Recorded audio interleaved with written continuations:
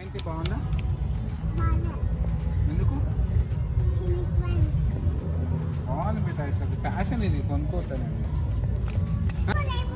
ఇది తీసుకుంటే ఇది బాగుంటుంది, ఫ్యాషన్ ఇది. తీసుకోరా ఎందుకు